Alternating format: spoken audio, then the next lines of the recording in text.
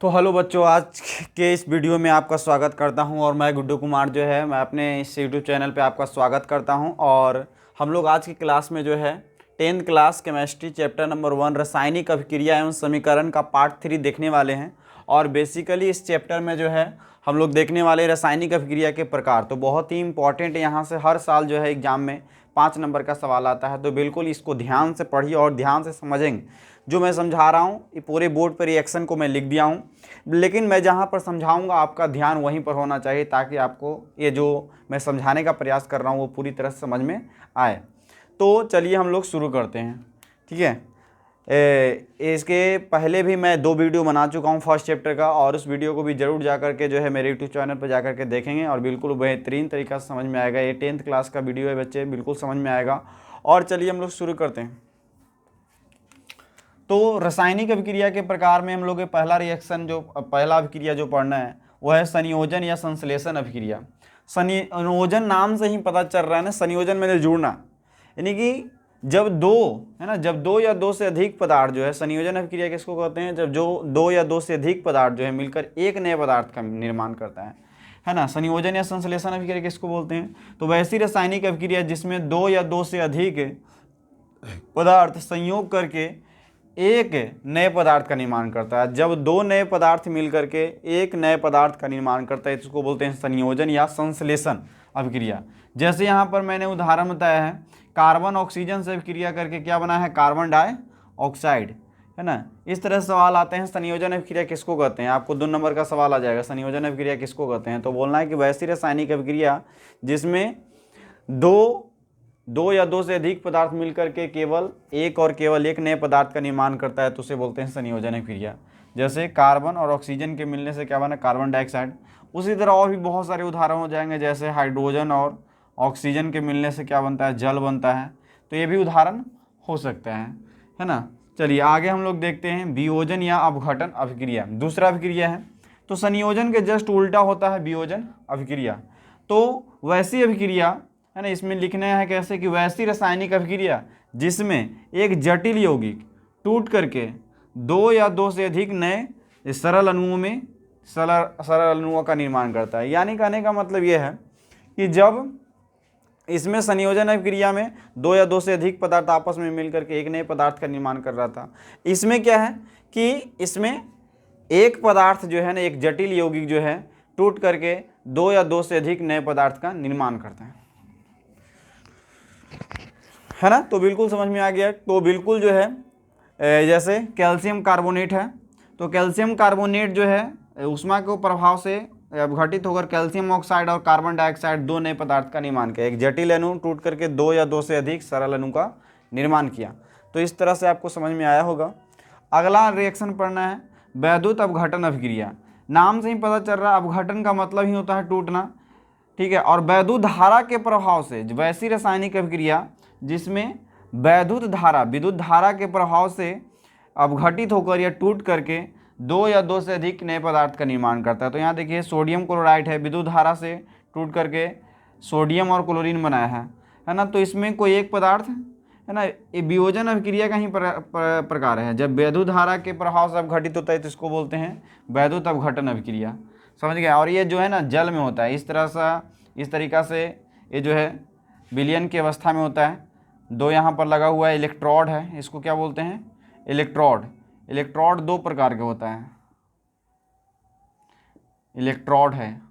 Electrode जो होता है ना 2 प्रकार के, एक होता है एनोड और दूसरा होता है कैथोड। एक होता है एनोड, दूसरा होता है कैथोड, ठीक है। तो इस तरह से विलयन में क्या होता है, सोडियम और ये जो है Na पॉजिटिव जो होता है ये कैथोड पर जाता है और ये एनोड पर, है ना। एनोड जो होता है प्लस होता है और कैथोड माइनस होता है, माइनस वाला प्लस की ओर जाता है और प्लस वाला माइनस की ओर जाता है।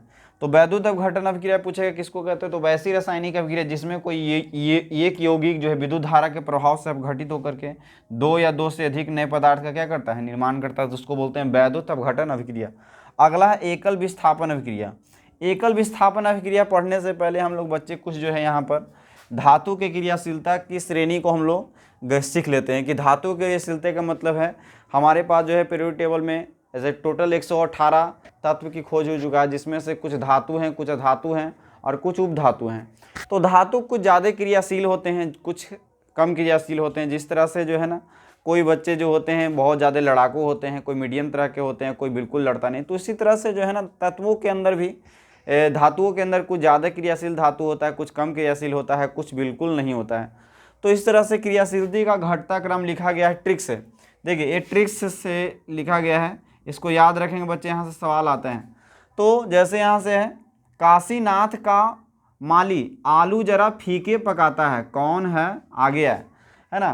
काशी से याद रखना है, के माने पोटेशियम है, पोटेशियम, सोडियम, कैल्शियम, के से पोटेशियम, Na से सोडियम, Ca से कैल्शियम, मैग्नीशियम, एल्युमिनियम, जिंक, लोहा, सीसा, Pb सीसा है, हाइड्रोजन है, कॉपर है, पारा है, चांदी है, Ag है और सोना है। इस तरह से जो है यह धातु की क्रियाशीलता का घटता क्रम है। ऊपर से नीचे जो है ना, ऊपर वाला ज़्यादा क्रियाशील है, नीचे वाला कम क्रियाशील है ना। ऊपर से नीचे आएंगे तो क्रियाशीलता जो है ना घटते जा रहा है, यानी ऊपर ज़्यादा है। सबसे ज़्यादा क्रियाशीलता जो सबसे ज़्यादा क्रियाशील धातु जो होता है पोटेशियम होता है। पोटेशियम से ऊपर भी होता है लिथियम भी होता है ना। लिथियम, फिर पोटेशियम, फिर उसके बाद sodium, calcium, magnesium, aluminium, zinc, लोहा, Pb सीसा, हाइड्रोजन, कॉपर, पारा, चांदी, सोना। तो ऊपर वाला जो है ना ज़्यादा क्रियाशील है, या इससे समझ सकते हैं कि ऊपर वाला इंसान मजबूत है और नीचे वाला क्या है? कमज़ोर है ना। नीचे कमज़ोर होते जा रहा है। तो एकल विस्थापन अभिक्रिया में होता क्या है? देखिए, वैसी रासायनिक अभिक्रिया जिसमें किसी यौगिक में उपस्थित परमाणु है ना दूसरे परमाणु के द्वारा विस्थापित कर दिया जाता है, तो उसको बोलते हैं एकल विस्थापन अभिक्रिया। इसमें एक बार विस्थापन होता है। जैसे जिंक कॉपर सल्फेट में उपस्थित कॉपर को क्या कर देता है? विस्थापित कर देता है। क्योंकि कॉपर, देखिए जिंक जो होता है, जिंक जो है कॉपर से ज़्यादा क्रियाशील है। जो ऊपर रहेगा वो मजबूत है, नीचे वाला कमज़ोर है, यानी ज़्यादा क्रियाशील है और ये कम क्रियाशील है। तो जिंक जो है कॉपर को विस्थापित कर सकता है। तो यहाँ से जिंक जो होता है कॉपर को जो है विस्थापित कर देता है, और यहाँ से जिंक सल्फेट बन जाता है और कॉपर को भगा देता है। इस तरह से कॉपर बन जाता है, अलग हो जाता है। तो इस तरह से एकल विस्थापन, क्योंकि यहाँ पर एगो यौगिक से एक तत्व के परमाणु को विस्थापित किया गया है। द्विविस्थापन अभिक्रिया, इसमें दो गो यौगिक में से दो तत्वों का जो है ना विस्थापन होता है, अदला बदली होता है। तो वैसी अभिक्रिया द्विविस्थापन अभिक्रिया है ना, या उभय विस्थापन अभिक्रिया इसको बोलते हैं। इसमें क्या होता है कि दो यौगिक आयनों का विनिमय कर, यानी अदला बदली कर दो नए यौगिक बनाते हैं, तो इसको बोलते हैं द्विविस्थापन अभिक्रिया। जैसे यहाँ पर सिल्वर नाइट्रेट है और यहाँ पर क्या है? सोडियम क्लोराइड है। तो ये दोनों आपस में जो है इस तरह से मुल्कों का अदला बदली कर लिए हैं। मुल्कों का क्या कर लिए हैं? अदला बदली। इस तरह से कि यहाँ से क्या है? A B है प्लस X और Y। तो ये जो है B जो है X के साथ और ये जो है Y के साथ अभिक्रिया कर लेता है। यहाँ से बना लेगा AY प्लस BX, है ना। तो इसमें आपस में क्या कर लेते हैं? अदला बदली कर लेते हैं मुल्कों का, और मुल्कों का अदला बदली करके जो है दो नए यौगिक का निर्माण करते हैं। इसी तरह से है सिल्वर नाइट्रेट और सोडियम क्लोराइड में NaNO3 जो है नाइट्रेट जो है सोडियम से अभिक्रिया करके सोडियम नाइट्रेट NaNO3 और AgCl बना लेते हैं। तो इसको बोलते हैं द्विविस्थापन अभिक्रिया। वैसे अभिक्रिया जिसमें दो यौगिक अपने आयनों का अदला बदली करके है ना दो नए यौगिक का निर्माण कर। वैसे रासायनिक अभिक्रिया जिसमें दो यौगिक आपस में आयनों का अदला बदली करके या मुल्कों का अदला बदली करके दो नए यौगिक का निर्माण करते हैं, तो उसको बोलते हैं द्विविस्थापन अभिक्रिया। आगे पढ़ना है अवक्षेपण अभिक्रिया। अवक्षेपण अभिक्रिया क्या है? तो अवक्षेप एक पदार्थ होता है। वैसी रासायनिक अभिक्रिया जिसमें कोई ठोस पदार्थ प्रतिफल में या उत्पाद में विलयन में से पृथक हो जाता है ना। क्योंकि अवक्षेप हमेशा बनता है उत्पाद में, अवक्षेप एक नया पदार्थ बनता है। तो वैसी रासायनिक अभिक्रिया जिसमें कोई अवक्षेप का निर्माण होता है, वैसी रासायनिक अभिक्रिया जिसमें अभिक्रिया के फलस्वरूप क्या बनता है? अवक्षेप बनता है।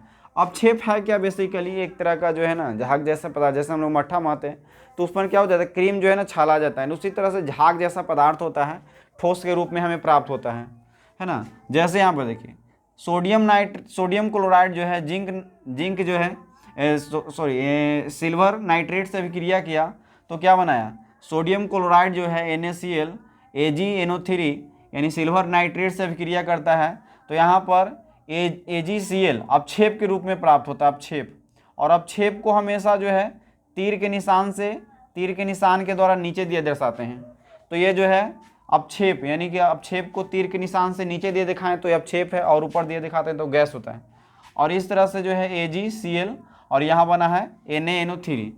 तुम लोगों को कहोगे कि यहाँ पर द्वितीय विस्थापन में भी वही रिएक्शन बतलाएं सर जी, और अपक्षेपण अभिक्रिया में वो सेम चीज़ बताएं।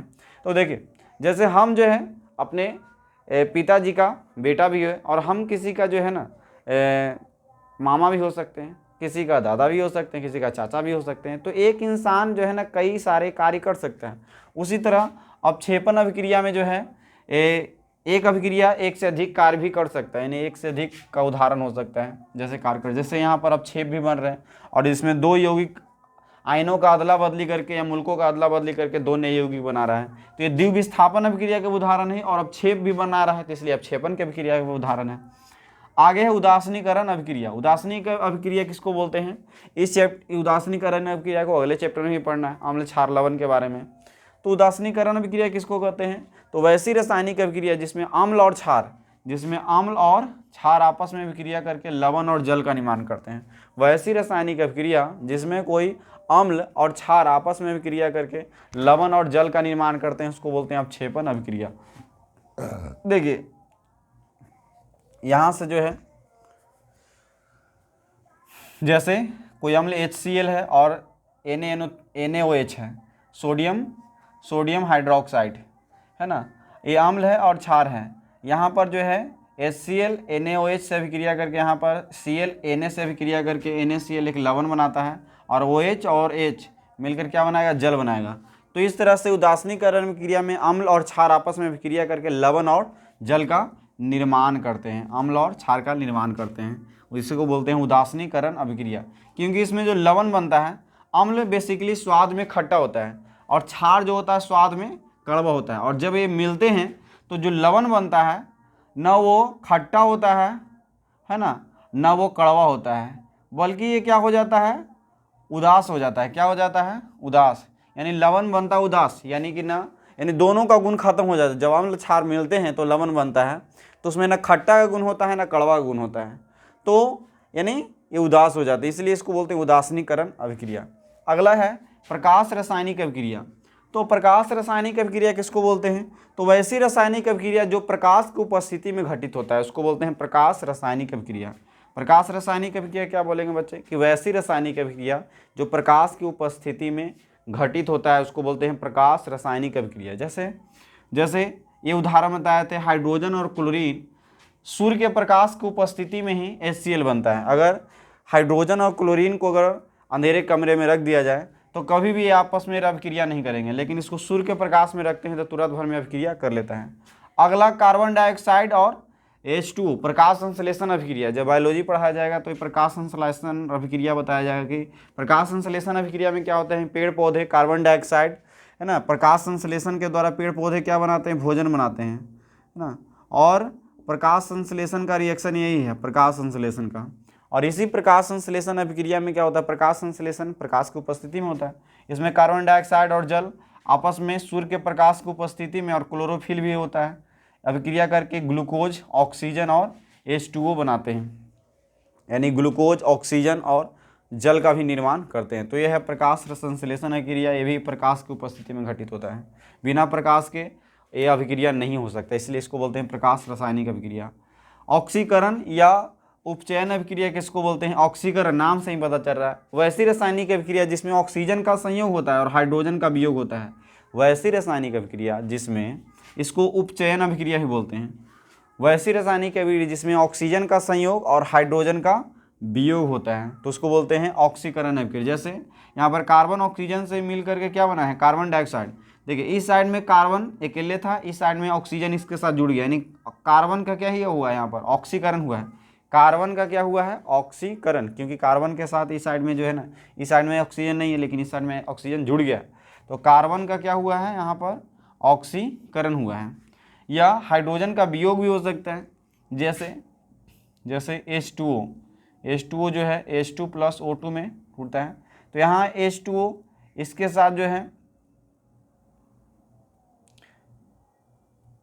यहाँ पर H2O जल का क्या हुआ, यहाँ पर हाइड्रोजन यहाँ से हट गया। इस साइड में अगर देखेंगे तो यहाँ पर इसके साथ ऑक्सीजन के साथ हाइड्रोजन नहीं है, तो यहाँ पर बोल सकते हैं कि यहाँ पर क्या हुआ है, हाइड्रोजन का वियोग हुआ है, यानी जल का क्या हुआ है, ऑक्सीकरण या उपचयन बोल सकते हैं। अगला है अवकरण अभिक्रिया या अपचयन अभिक्रिया किसको बोलते हैं, तो उल्टा होता है, ऑक्सीकरण का उल्टा। वैसी रासायनिक अभिक्रिया जिसमें अब हाइड्रोजन का संयोग और ऑक्सीजन का वियोग हो, यानी वियोग मैंने टूटना। जैसे यहाँ पर उदाहरण है हाइड्रोजन और क्लोरीन के मिलने से बना HCl, तो इसमें क्या हुआ, इधर हाइड्रोजन अकेले था, इधर जो है ना HCl, यानी कि चलिए इसमें हम लोग दिखा देते हैं, है कि नहीं। क्लोरीन इधर अकेले था, क्लोरीन के साथ क्या हो गया यहाँ पर, यानी क्लोरीन का अवकरण हुआ है, क्लोरीन के साथ हाइड्रोजन का क्या हुआ है, संयोग हुआ है। तो एक अभिक्रिया है अवकरण या अपचयन अभिक्रिया। अगला रेडॉक्स अभिक्रिया। रेडॉक्स अभिक्रिया को ऑक्सीकरण अवकरण अभिक्रिया भी बोलते हैं, यानी वैसी रासायनिक अभिक्रिया जिसमें ऑक्सीकरण और अवकरण या उपचयन और अपचयन साथ साथ होता है। वैसी रासायनिक अभिक्रिया जिसमें ऑक्सीकरण और अवकरण साथ साथ होता है उसको बोलते हैं रेडॉक्स अभिक्रिया। जैसे यहाँ पर उदाहरण दिया गया है कॉपर ऑक्साइड और हाइड्रोजन, ये दोनों आपस में मिलकर क्या बना, कॉपर, और यहाँ पर H2O जल बना है। यहाँ पर इस साइड में कॉपर ऑक्साइड के साथ जो है ना, कॉपर ऑक्साइड के साथ जो है, अगर इस साइड में देखेंगे तो कॉपर ऑक्साइड के साथ जो ऑक्सीजन है, इस साइड में ऑक्सीजन नहीं है, यहाँ पर ऑक्सीजन हट गया है, तो ऑक्सीजन का हटना क्या कहलाता है, अपचयन कहलाता है। और हाइड्रोजन के साथ इस साइड में, इस साइड हाइड्रोजन अकेले है लेकिन इस साइड में हाइड्रोजन के साथ ऑक्सीजन है, तो ऑक्सीजन जुड़ गया है, तो इसलिए इसको बोलते हैं ऑक्सीकरण। यानी यह अभिक्रिया क्या है, रेडॉक्स अभिक्रिया, इसमें ऑक्सीकरण और अपचयन साथ साथ हुआ है। तो ये जो उदाहरण है रेडॉक्स अभिक्रिया, रेडॉक्स अभिक्रिया किसको कहते हैं तो समझ में आ गया होगा। चलिए है ना, इसका स्क्रीनशॉट ले लेंगे और हम लोग आगे पढ़ते हैं इसके बारे में।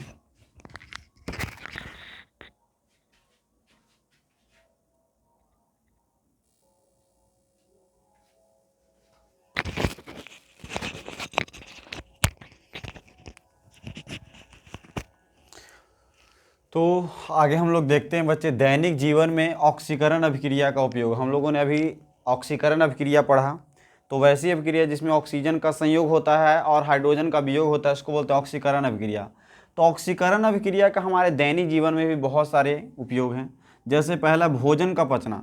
हम भोजन किस तरह से पचता है, भोजन का पचना भी एक तरह का ऑक्सीकरण अभिक्रिया है, क्योंकि भोजन जो हम लोग पचता है तो हम लोग भोजन करते हैं, तो भोजन में मेनली जो है ना कार्बोहाइड्रेट, वसा और प्रोटीन जो भी भोजन करते हैं तो इसमें ये चीज़ प्राप्त होता है। इसमें कार्बोहाइड्रेट जरूर होता है। कार्बोहाइड्रेट जो होता है ना ग्लूकोज के रूप में टूटता है, और एक ग्लूकोज जो है समझ जाए, ग्लूकोज हम लोग के कोशिकाओं में बनता है। क्या में बनता है, कोशिकाओं में, सेल में बनता है ना। इसलिए इसको जो है ना कोशिकीय ईंधन भी बोला जाता है। 1 नंबर का एक बार क्वेश्चन पूछा गया था, कोशिकीय ईंधन किसको बोलते हैं। अब ये ग्लूकोज जो है ना ये कोशिका में है ना, और ये कोशिका में ऑक्सीजन की उपस्थिति में टूटेगा तो हमें कार्बन डाइऑक्साइड और H2O और ऊर्जा मिलेगा, और यही ऊर्जा का उपयोग जो है हमारी कोशिकाएं अपने कार्य करने के लिए करती है ना। तो इस तरह से हमें भोजन पूरी तरह से जो है ना पचता है। इस तरह से जब पूरी ऊर्जा हमें इस भोजन से मिल जाती है तो ऑक्सीजन की उपस्थिति में क्या हो रहा है कि ग्लूकोज टूट रहा है, तभी हमें ऊर्जा मिल रही है। तो भोजन जब हम पचता है तो शरीर में हमें ऊर्जा मिलती है।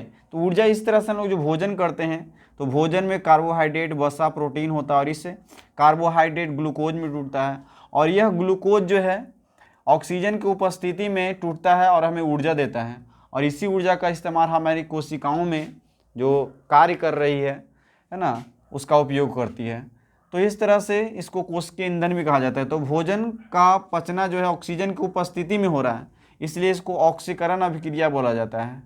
ऑक्सीकरण अभिक्रिया, भोजन का पचना एक ऐसी अभिक्रिया है, तो एक तरह का ऑक्सीकरण अभिक्रिया है, ऑक्सीकरण अभिक्रिया है। अगला है भोजन का दुर्गंधित होना, या इसी को बोलते हैं विकृत गंधिता। 2 नंबर में एक बार क्वेश्चन पूछा गया था, विकृत गंधिता से आप क्या समझते हैं, या भोजन का दुर्गंधित होना, है ना। जानते हैं जब भोजन को आप खुली हवा में छोड़ देते हैं तो भोजन जो है ऑक्सीजन से अभिक्रिया करके, क्योंकि भोजन में वसा या तेल होता है जो ऑक्सीजन से अभिक्रिया करके भोजन क्या हो जाता है, खराब होकर के महकने लगता है, इसे ही बोलते हैं विकृत गंधिता, या भोजन को दुर्गंधित होना भी कहते हैं। तो इसमें क्या होता है कि जो भोजन होता है उसमें उपस्थित तेल ऑक्सीजन से अभिक्रिया करके खराब होकर क्या होने लगता है, महकने लगता है, इसी को बोला जाता है विकृत गंधिता। तो इसमें भी भोजन देखे होंगे कि कोई भोजन को खुली हवा में समोसा इसम जो तेलपक चीज़ को रखते हैं तो जल्दी खराब होता है ना, तो भोजन दुर्गंधित हो जाता है ना, भोजन खराब हो जाता है।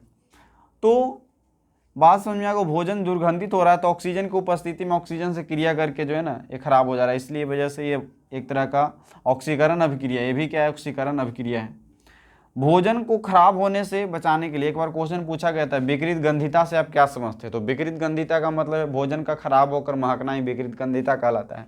तो इसमें क्या होता है, ऑक्सीजन के बेसिकली ऑक्सीजन की उपस्थिति में क्रिया कर लेता है और खराब होकर महकने लगता है ना। इसको लिख सकते हैं, जब भोजन को खुली हवा में छोड़ दिया जाता है तो भोजन में उपस्थित वसा या तेल ऑक्सीजन से विक्रिया करके भोजन खराब होकर महकने लगता है, उसे ही विकृत गंधिता कहते हैं, है ना।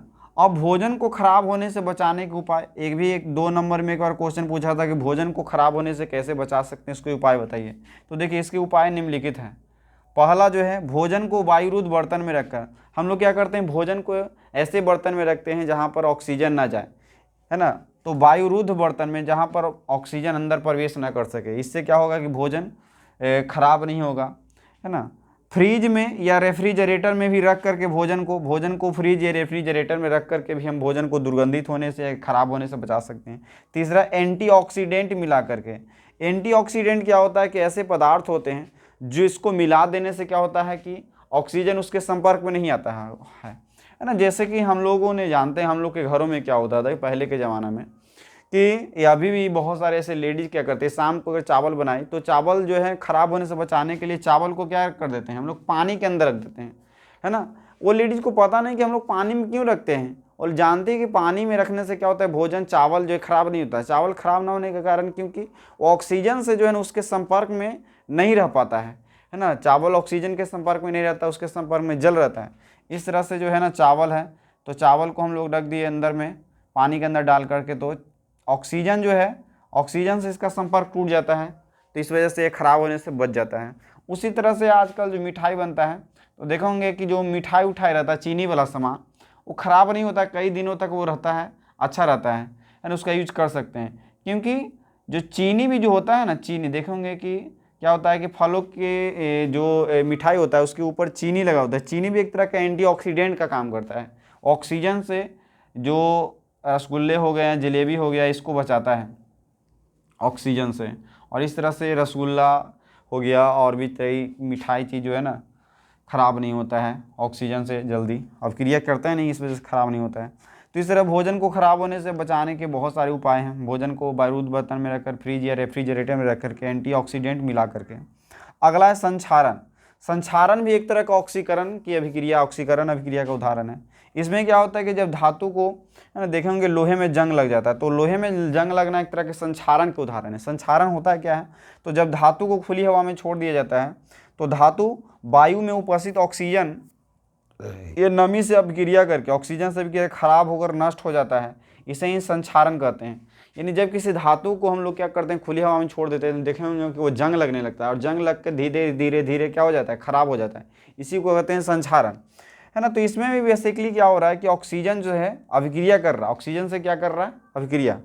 चौथा जो है दहन की क्रिया। दहन का मतलब किसी चीज़ को जलाना, है ना। जब किसी पदार्थ को हम लोग जलाते हैं ऑक्सीजन की उपस्थिति में, तो जल करके वो कार्बन डाइऑक्साइड ऊष्मा और प्रकाश देता है। किसी भी की चीज़ को जलाते हैं तो, है ना, वो कार्बन डाइऑक्साइड और प्रकाश और ऊष्मा देता है, तो इसी को बोलते हैं दहन की क्रिया। कोई भी चीज़ को जलाने के लिए ऑक्सीजन के बिना हम लोग कोई चीज़ को जला नहीं सकते हैं, तो ऑक्सीजन की उपस्थिति में एक क्रिया हो रही है, इस वजह से दहन की क्रिया भी एक तरह की ऑक्सीकरण अभिक्रिया है। आगे हम लोग देखते हैं क्या पढ़ना, दहन। बेसिकली दहन होता क्या है, तो वैसी प्रक्रिया है जिसमें कोई पदार्थ ऑक्सीजन की उपस्थिति में जल करके ऊष्मा और प्रकाश देता है, इसी क्रिया को क्या बोलते हैं, दहन। दहन है क्या, तो वैसी प्रक्रिया जिसमें कोई पदार्थ ऑक्सीजन की उपस्थिति में जल करके ऊष्मा और प्रकाश देता है, उसी को क्या बोलते हैं, दहन। दहन माने होता है किसी चीज़ को जलाना, किसी चीज़ को जलाते हैं तो ऑक्सीजन के बिना जो है ना किसी चीज़ को जला नहीं सकते हैं, है ना, ऑक्सीजन रहना ज़रूरी है ना। तो इस तरह से दहन, दहन समझ में आ गया होगा। अब दहन, दहन के आधार पर दहनशील दो प्रकार के पदार्थ होते हैं, एक होता है दहनशील पदार्थ, दूसरा होता है अदहनशील। दहनशील पदार्थ वैसे पदार्थ को कहते हैं जो जल सकता है ऑक्सीजन के ऊपर, जलने वाले पदार्थ को दहनशील पदार्थ बोलते हैं, और न जलने वाला को बोलते हैं अदहनशील पदार्थ। जैसे पानी, ये सब बहुत सारे ईंट पत्थर, बहुत सारे ऐसे चीज़ है जो नहीं जलता है, तो सभी को बोलेंगे अदहनशील पदार्थ, है कि नहीं। तो अब आगे पढ़ना है दहन की आवश्यक शर्तें। दहन की आवश्यक शर्तें 3 हैं, है ना। किसी भी चीज़ को जलाने के लिए 3 चीज़ों का होना अनिवार्य है। पहला, दहनशील पदार्थों की उपस्थिति, यानी जलने वाला पदार्थ होना चाहिए। दूसरा, दहन के पोषक पदार्थों की उपस्थिति। पोषक पदार्थ का मतलब जैसे ऑक्सीजन, है ना। दहन पोषक पदार्थ क्या होता है? ऑक्सीजन। बिना ऑक्सीजन के हम लोग जला नहीं सकते हैं किसी भी चीज़ को। और तीसरा, ज्वलन ताप की प्राप्ति। ज्वलन ताप होता है क्या है? तो जिस न्यूनतम ताप पर कोई पदार्थ जलना शुरू कर देता है, जलना प्रारंभ हो जाता है, उस पदार्थ का वो ज्वलन ताप होता है। जैसे देखेंगे कोई पदार्थ जल्दी जल जाता है और कोई पदार्थ देरी से जलता है। जैसे कागज़ को जलाएंगे तो जल्दी जल जाएगा, वही लकड़ी को जलाएंगे तो लेट से जलेगा, क्योंकि वो एक निश्चित न्यूनतम ताप पर आने के बाद ही कोई पदार्थ जलना शुरू करता है। तो ज्वलन ताप की प्राप्ति भी अनिवार्य है ना। तो दहन की आवश्यक शर्तें हो गया। आगे जो है पढ़ना है ज्वाला। ज्वाला क्या होता है? तो जब किसी वाष्पशील पदार्थ को जलाया जाता है तो वो पदार्थ क्या होता है? लौ के साथ जलता है, उसे ही ज्वाला कहते हैं। जब किसी वाष्पशील पदार्थ को जलाया जाता है तो वह लौ के साथ जलता है ना। उसी को क्या बोलते हैं? ज्वाला कहते हैं। जैसे मोमबत्ती को हम लोग जलाते हैं तो मोमबत्ती में से क्या होता है? एक लौ निकलती है, उसी को क्या बोलते हैं? ज्वाला कहते हैं। उसको क्या कहते हैं? ज्वाला। बात समझ में आ गया। अब देखिए, ज्वाला 2 प्रकार के होता है, एक होता है प्रकाशमान ज्वाला और दूसरा होता है प्रकाशहीन ज्वाला, है ना। ज्वाला का प्रकार, ज्वाला 2 प्रकार के होता है, प्रकाशमान ज्वाला और दूसरा होता है प्रकाशहीन ज्वाला। प्रकाशमान ज्वाला किसको कहते हैं? तो जब किसी पदार्थ को ऑक्सीजन की अपर्याप्त उपस्थिति में जलाते हैं, यानी जहाँ पर ऑक्सीजन कम है और उस चीज़ को जलाते हैं, ठीक है, तो जब ज्वाला उत्पन्न होता है तो उस ज्वाला को बोलते हैं प्रकाशमान ज्वाला।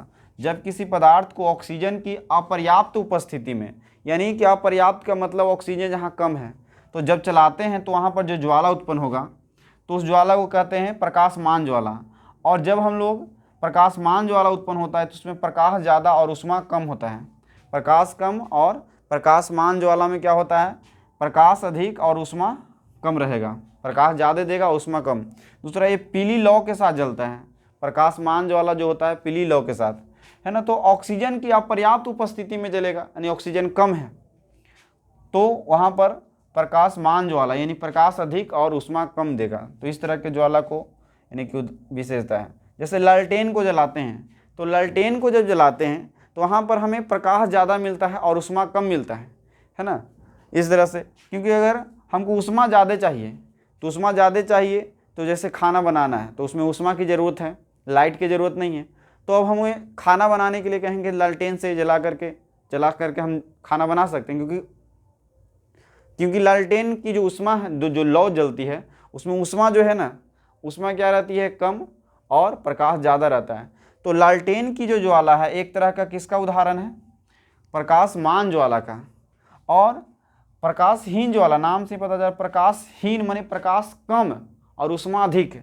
तो वैसा जब किसी पदार्थ को जलाते हैं ऑक्सीजन की पर्याप्त मात्रा में, जब ऑक्सीजन जहाँ पर ज़्यादा है, तो इस तरह की जो ज्वाला उत्पन्न होता है उसको बोलते हैं प्रकाशहीन ज्वाला। वैसा जब किसी पदार्थ को ऑक्सीजन की पर्याप्त मात्रा में जलाया जाता है तब जो ज्वाला उत्पन्न होता है उसको बोलते हैं प्रकाशहीन ज्वाला, है ना। और जब पदार्थ को ऑक्सीजन की अपर्याप्त मात्रा में जलाया जाता है, जहाँ पर ऑक्सीजन कम है, तो जलाएंगे तो वहाँ पर प्रकाश अधिक देगा, यानी प्रकाशमान ज्वाला।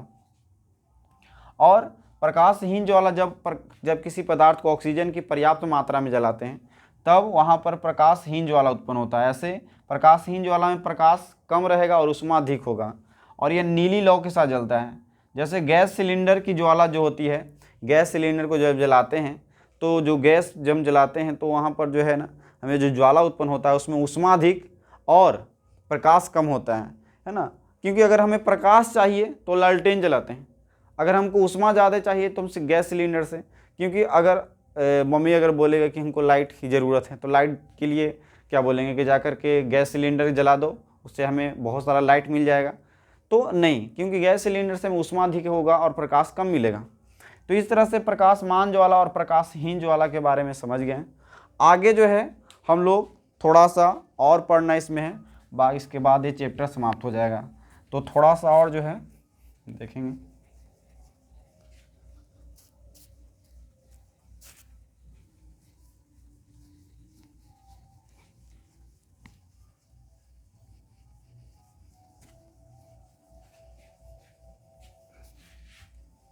चलिए देखिए, मोमबत्ती की ज्वाला के बारे में पढ़ना है। मोमबत्ती की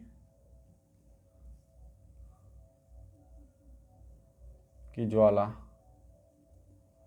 मोमबत्ती की ज्वाला नहीं, इस तरह से मोमबत्ती होता है,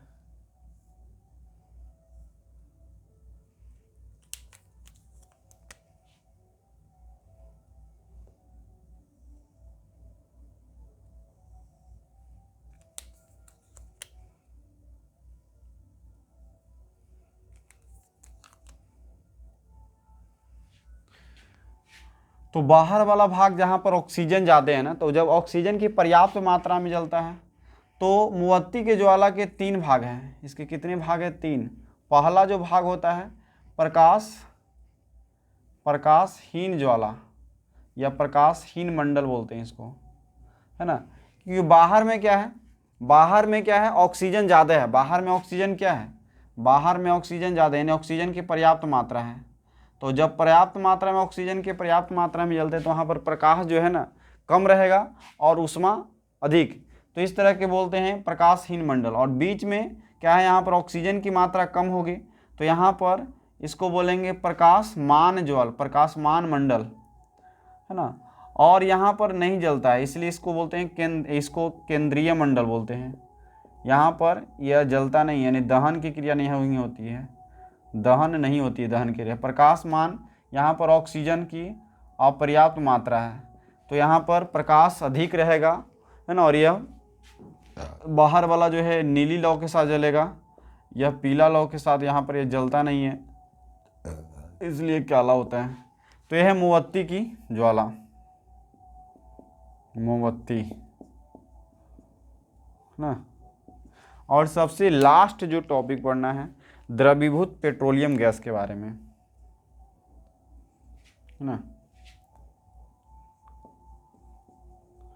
द्रवीभूत पेट्रोलियम गैस, जिसको बोलते हैं लिक्विफाइड पेट्रोलियम गैस।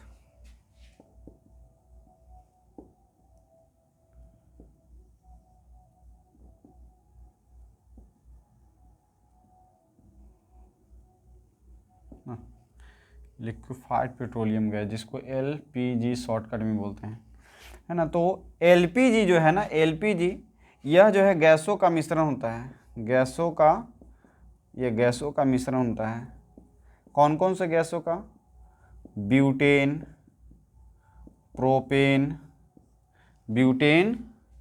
प्रोपेन और एथेन, है ना। एथेन क्या है, ये गैसों का मिश्रण होता है। लेकिन इसमें मुख्य घटक जो होता है, मुख्य घटक, है ना, ये मुख्य घटक जो होता है इसमें ब्यूटेन होता है। ब्यूटेन ये गैसों का मिश्रण होता है जिसमें ब्यूटेन, प्रोपेन, एथेन होता है, जिसमें मुख्य घटक जो होते हैं ब्यूटेन होते हैं। ऑब्जेक्टिव पूछा गया है ना, कि LPG का सबसे मुख्य घटक क्या होते हैं? ब्यूटेन होता है ना। चौथा चैप्टर में इसका ब्यूटेन, प्रोपेन, एथेन के बारे में पूरा डिटेल पढ़ना है। यह जो होता है यह एक तरह का रंगहीन और गंधहीन, एक तरह का रंगहीन और गंधहीन गैस होता है। और यह अत्यधिक, है ना, यह अत्यधिक उच्च दाब एवं निम्न ताप पर एक विशेष लोहे की बनी सिलेंडर में क्या होता है? भरा होता है ना। ये शुरुआती में जो था ना कि ये रंगहीन और गंधहीन गैस था, है ना। और ये अत्यधिक उच्च दाब पर और निम्न ताप पर। देखे होंगे कि जो गैस सिलेंडर जो आता है वो वहाँ पर दाब बहुत उच्च प्रेशर पर भरा रहता है और ताप बहुत कम करके, इसीलिए आप उसको छूते होंगे गर्मी के दिनों में तो वो बहुत ठंडा लगता है, क्योंकि उसका ताप जो है ना बहुत कम होता है और दाब बहुत अधिक होता है। जब अगर गैस कभी लीकेज हो गया तो देखेंगे गैस जो उसके अंदर से सिलेंडर से निकलता है बहुत तेज़ी से निकलता है, क्योंकि उसको उच्च दाब पर हाई प्रेशर पर भरा रहता है ना। तो शुरुआत में क्या था कि उसमें कोई गंध नहीं था, कोई गंध नहीं था, लेकिन क्या हुआ कि एक बार की बात है कि जो है ना गैस के लीकेज होने की वजह से एक महिला जो है ना घर के अंदर खाना बना रही थी, और वो क्या हुआ कि वो घर जो है ना गैस को ओपन करके ही छोड़ दी और वो चली गई, है ना। और जब वो शाम को आकर जैसे ही गैस सिलेंडर चालू किया तो क्या हुआ कि उसके सारे बाल जो है ना जल गए। तो और घर में जो है ना बहुत दिक्कत होने लगा। तो सोचा कि क्यों क्या किया जाए, तो लोगों ने क्या किया फिर जो है ना इसमें एक गंध युक्त पदार्थ मिला दिया, गंध युक्त, है ना, गंध युक्त कि अगर महकते रहता है ना, अगर गैस लीकेज रहता है, आपके गैस सिलेंडर क्या है कि अगर गैस लीकेज हो रहा है तो महकता है ना। तो इससे हम लोग क्या होते हैं कि गैस चालू करने से पहले जो है ना उसको पहले बंद करते हैं, आसानी से देखते हैं। तो गंध युक्त क्या कर देते हैं, गंध युक्त फिर इसमें पदार्थ मिला दिया गया। गंध युक्त पदार्थ जो है ना एथिल मरकैप्टन, एथिल मरकैप्टन,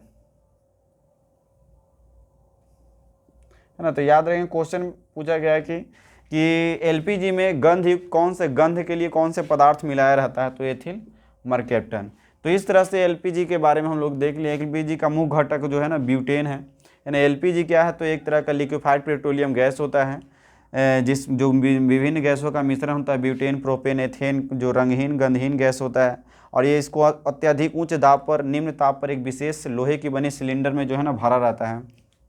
इसमें गंध के लिए जो है एथिल मरकैप्टन मिलाया जाता है। तो ये चैप्टर बेसिकली इतना ही पढ़ना था। ये चैप्टर ख़त्म हो गया, पहला चैप्टर। हम लोग अगले क्लास में अगले वीडियो में लोग सेकंड चैप्टर हम क्षार लवण के बारे में पढ़ेंगे। तो ये पढ़ाया वो कैसा लगा कमेंट सेक्शन में ज़रूर बताएंगे, और अगर पढ़ाई हुआ समझ में आ रहा है तो अपने दोस्तों को इस चैनल के बारे में बताएंगे। और इसी तरह से जो है ना समझाकर सरल लैंग्वेज में जो है पूरे चैप्टर को पढ़ाया जाएगा। बच्चे तो जो पहली बार चैनल पे आए हैं तो वीडियो को लाइक शेयर और चैनल को सब्सक्राइब पहली बार आए हैं तो कर लेंगे। चलिए मिलते हैं अगले वीडियो में। Okay bye, good night.